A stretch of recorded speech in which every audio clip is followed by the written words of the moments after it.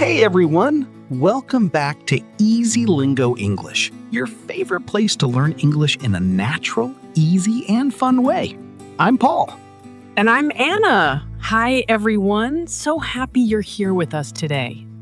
Anna, how are you doing today? You look very relaxed. I am relaxed. And you know why? Because today is a holiday. No work today. That is the best reason to be relaxed. It really is. Paul, how are you feeling today? Honestly, great. I slept in a little this morning, had a slow breakfast. It was wonderful. Oh, a slow breakfast. That sounds amazing. What did you have? Eggs, toast, and orange juice. Nothing special, but I sat at the table and just enjoyed it. No rushing, no phone. That is the dream. That is exactly what a holiday should feel like. Exactly. And that brings us perfectly to today's topic. Yes! Before we start, everyone, please subscribe to EasyLingo English. Click that button right now if you haven't already. And give this video a thumbs up. It helps so many other English learners find us. We really appreciate it. We really do. Okay, Paul, tell everyone what we're talking about today. Today's topic is International Workers' Day, May 1st, also called Labor Day in many countries. Yes, and it's a very interesting topic because almost everyone in the world works or knows someone who works. So this is very personal for a lot of people. It is. And we're going to talk about it in simple, natural English. So you can learn vocabulary, practice listening, and enjoy a real conversation. Let's go. Okay, Anna. So International Workers' Day, May 1st. Do you know much about the history of it? A little bit. I know it's a day to celebrate workers, people who work hard every day, all around the world. That's right. And it started a long time ago, in the late 1800s. Workers at that time had very difficult lives. Very difficult. They worked so many hours, sometimes 12 hours a day, sometimes more. Whew. Imagine working 12 hours every single day. I can't even imagine. And they didn't have weekends. No Saturday off, no Sunday off. Nothing. Just work, work, work. And the pay was very low. So workers started to fight for their rights. They said, we want better conditions. We want fair pay. We want reasonable hours. And one of the biggest fights was for the 8-hour workday. Workers wanted to work only 8 hours a day.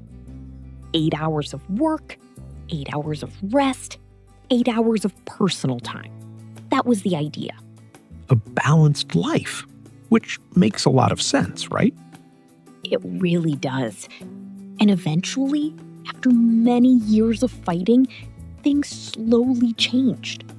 And May 1st became a day to remember that fight, to honor the workers who made things better.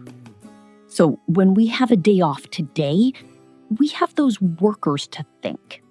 Exactly. So everyone, the key words here are workers, rights, conditions, fair pay, and 8-hour workday. Let's repeat those. Workers. Workers. Rights. Rights. Fair pay. Fair pay. Good. Keep those words in your mind. We'll use them again. Okay. So, Paul, how do people celebrate Workers' Day? What do people actually do on this holiday? Good question. It depends on the country, actually. In many countries, people march in the streets. Big parades. People carry signs. Oh, like a protest, but also a celebration? Exactly. Both at the same time. They celebrate what workers have, and they also ask for more improvements. Because the work is never completely finished, right? There are always things to improve. Always. In some countries, especially in Europe and Latin America, May 1st is a very big public holiday. Everything is closed. Families spend time together. That sounds nice, like a real community celebration. Yes. And in the United States, our Labor Day is actually in September, not May 1st. Right. Americans celebrate Labor Day in September, the first Monday of September. So, if you're in the US and wondering why your American friends aren't talking about May 1st as a big holiday, That's why. Different calendar. but around the world, more than 160 countries celebrate on May 1st. So, it's truly international. Wow, 160 countries. That is almost the whole world. Almost. So, whatever country you're in right now, there's a good chance today is a holiday for you. And if it is, enjoy it. You deserve it. You know, Paul, talking about workers makes me think about our own work, what we do every day. Oh, that's a great point. Let's talk about that. Anna, what do you do for work? I'm an English teacher. I teach online mostly. I make videos, write lessons, help students practice speaking. How long have you been a teacher? About 4 years now. 4 years. It went by fast. Do you love it? I really do. Some days are tiring. Some days I'm staring at a blank document and I can't think of a single idea. We all have those days. But then a student sends me a message and says, Anna, I had a conversation in English today and I understood everything. And I think, okay, this is worth it. That's beautiful. That's the best feeling. The absolute best. What about you, Paul? Tell everyone about your work.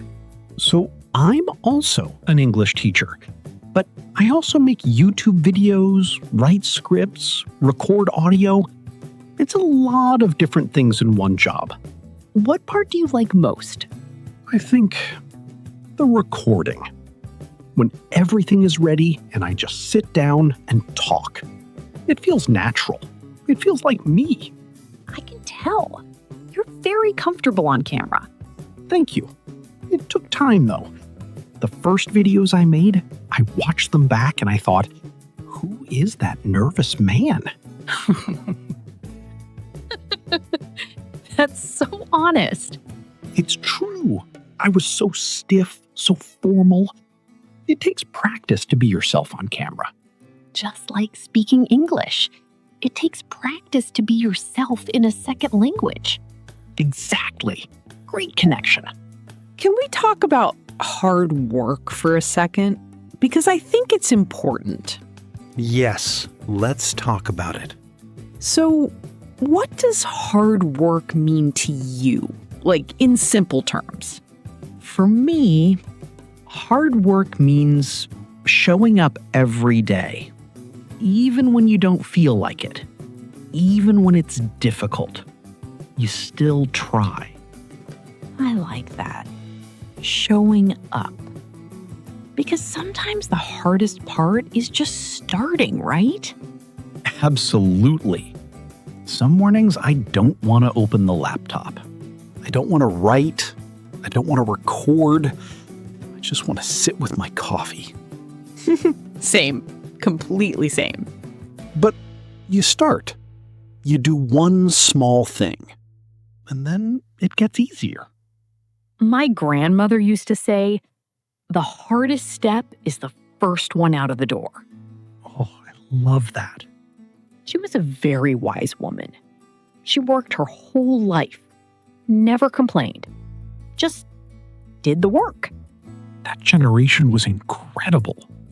They worked so hard. No shortcuts, no apps to make it easier. Just effort, pure effort. And I think on Workers' Day, we should think about those people. just famous workers or politicians, but everyday workers. The teacher, the nurse, the bus driver, the farmer, the person cleaning the office at midnight. Yes, all of them. They all deserve respect. They really do. Every single one. Okay, let's do something useful for our learners. Let's teach some English phrases about work, things you actually say at a job. Oh, great idea. Okay, I'll start. A very common phrase. I'm on it. This means I'm doing it right now. I'm taking care of it. For example, your boss says, "Can you send me that report?" And you say, "I'm on it." Quick, professional, confident. Exactly. Another one. Let me check on that. This means I don't know the answer right now, but I'll find out. Very useful, because sometimes you don't know the answer, and it's okay to say that politely. Right. You don't have to know everything. Let me check on that buys you a little time. Here's one I use a lot. Can we reschedule? This means, can we change the time of our meeting or appointment? Very practical. Life gets busy. Things change. Can we reschedule is very polite and professional. Another good one. I'll get back to you. This means I will contact you again later with an answer. For example, Paul, what time works for the meeting? And you're not sure yet. So you say, I'll get back to you by this afternoon. Simple, clear, professional. One more. I appreciate your help. This means thank you for helping me, but it sounds a little more formal and warm. You can say this to a coworker, a boss, or even a client. It always sounds good. Always. So let's repeat all 5. I'm on it. I'm on it. Let me check on that. Let me check on that. Can we reschedule? Can we reschedule? I'll get back to you. I'll get back to you. I appreciate your help. I appreciate your help. Perfect. Write those down, everyone, or save this video. You'll use these phrases very soon. Anna, can I ask you something a little fun? Always. When you were little, what did you want to be when you grew up? Oh, wow. Okay. When I was little, I wanted to be a chef. A chef? Really? Yes. I loved being in the kitchen with my mom. I thought cooking was magic. You put things together, and something delicious comes out. That is kind of magic. It is. But then I got older and realized cooking for fun and cooking professionally are very different things. Professional kitchens are very stressful. Very hot, very fast, very demanding.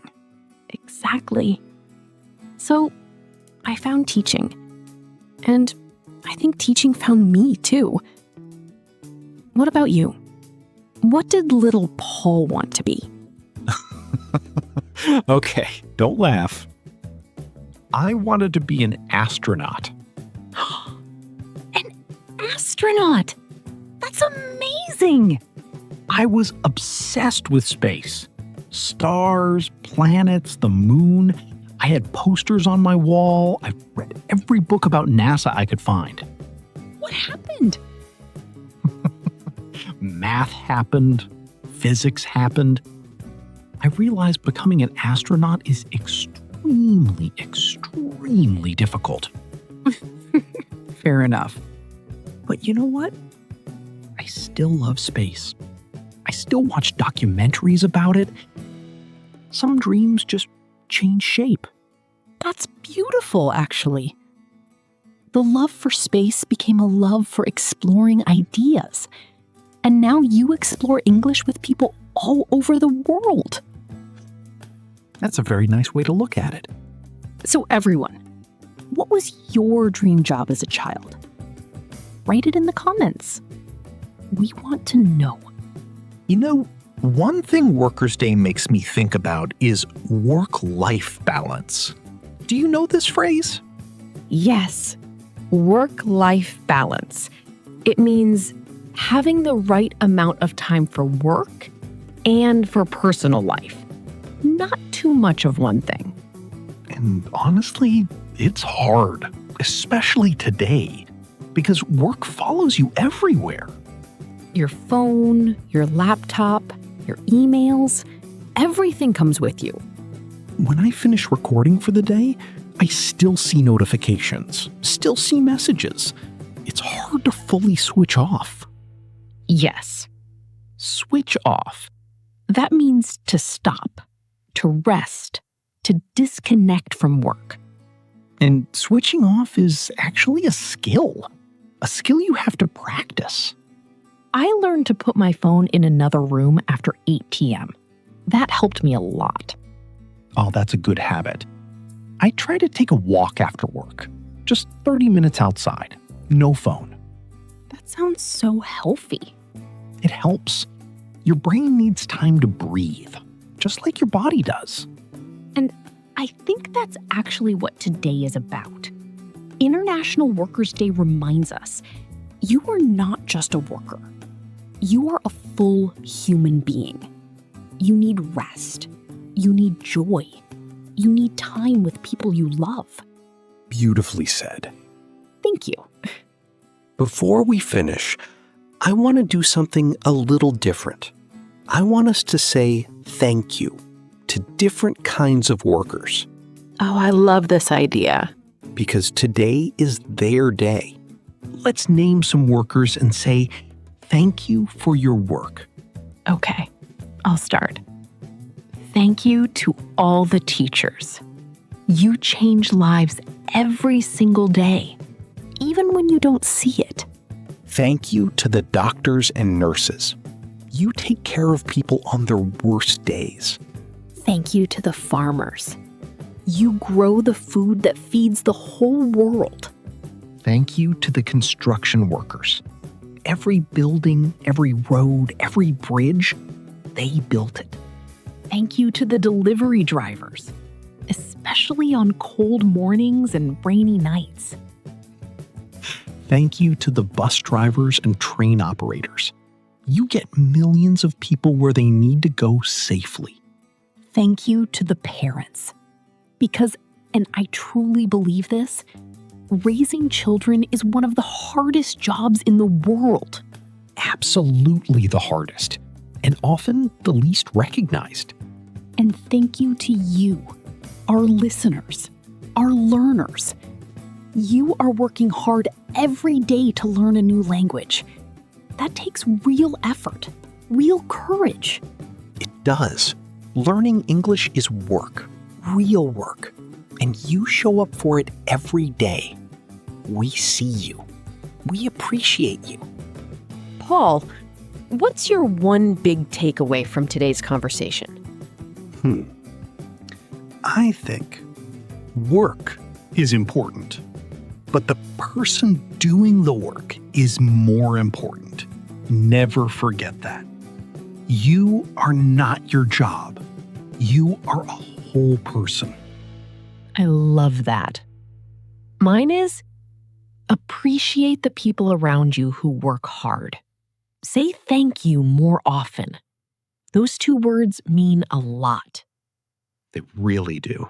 A simple thank you goes a long way. Okay, everyone, here is your homework for today. Go to the comments, write the name of someone who works hard and deserves a thank you. It can be a family member, a friend, a teacher, anyone. Let's fill the comments with appreciation today. It feels right on Workers' Day. And if this video helped your English, please like, subscribe, and share it with someone who is learning English too. New videos every week, right here on EasyLingo English. We're so happy you're part of our community. We really are. Thank you for spending this time with us. Happy International Workers' Day, everyone. Rest today. You earned it. Bye, everyone. Take care. See you in the next one. Bye-bye.